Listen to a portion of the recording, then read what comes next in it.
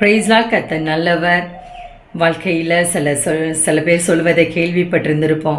என் வாழ்க்கையில் ஒரு பெரிய ஒரு அதிசயம், ஒரு அற்புதம் நடந்தால் தான் இந்த காரியத்திலிருந்து நான் மீண்டு எழும்பி வர முடியும், என் குடும்பம் அப்போ தான் செழிக்கும் என்பது நம்ம கேள்விப்பட்டு இருப்போம். ஆனால் வேதம் இவ்வாறாக சொல்லுகிறது.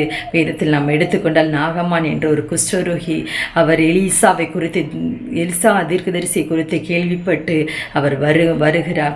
எலிசாவிடம் கேட்கிறார், என்னுடைய குஷ்டரோகம் சரியாக வேண்டும். கேட்கும் பொழுது எலிசா சொல்லுகிறார், நீ போய் அந்த இஸ்ரவேல் தேசத்தில் உள்ள ஒரு குளத்தில் நீ மூழ்கி எலும்புனா உன் குஷ்டரோகம் சரியாகும் சொல்கிறாரு. ஆனால் இதை கேட்டு அவருக்கு ஒரு கோபமாக அவர் தன்னுடைய இடத்திற்கு திரும்ப செல்லும் போது அவருடைய வேலைக்காரன், அந்த படை தளபதியுடைய வேலைக்காரன் சொல்லுகிறார், அவர் அந்த குளத்தில் தானே மூழ்கி எழும்ப சொல்லுகிறார், நீங்கள் செய்து பாருங்கள். அவர் சாதாரண அற்பமான காரியத்தை தானே செய்ய சொல்கிறாரு.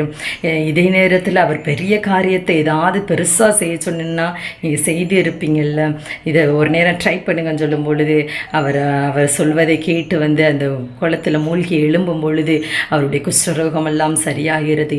இதே போல் தான் வாழ்க்கையில் சில நேரம் ஆண்டவர் நம்ம வாழ்க்கையில் சொல்லுகிற காரியம் மிகவும் அற்பமானதாக இருக்கும், சிறியதாக இருக்கும்.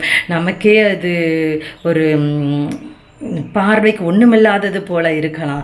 ஆனால் அதை கொண்டு தான் ஆண்டவர் பெரிய காரியத்தை செய்ய போகிறார். அது மூலமாக தான் உங்களை கர்த்தர் உயர்த்த போகிறார். அதுதான் உங்கள் வாழ்க்கையில் ஒரு ஸ்டெப்பிங் ஸ்டோனாக மாறப்போகுது. இந்த நாளில் இந்த வார்த்தை உங்களுக்கு ஆசீர்வாதமாக இருந்திருக்கும் நான் நம்புகிறேன். ஆண்டவர் என்ன சொல்கிறாரோ, டூ இட் நவ், இப்பயே நீங்கள் அதை செய்யுங்க.